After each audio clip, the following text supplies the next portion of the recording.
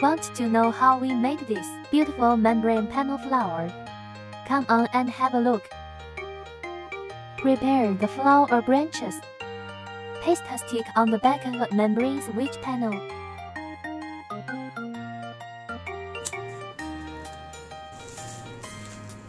Repeat until we get 6 or 7 branches. We chose a thin white translucent paper to wrap the roots of the flower branches together.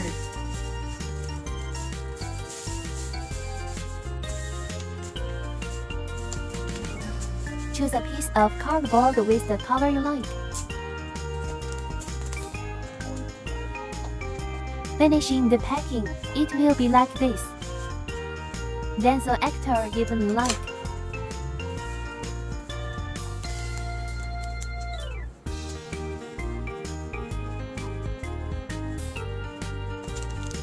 Look, we made it.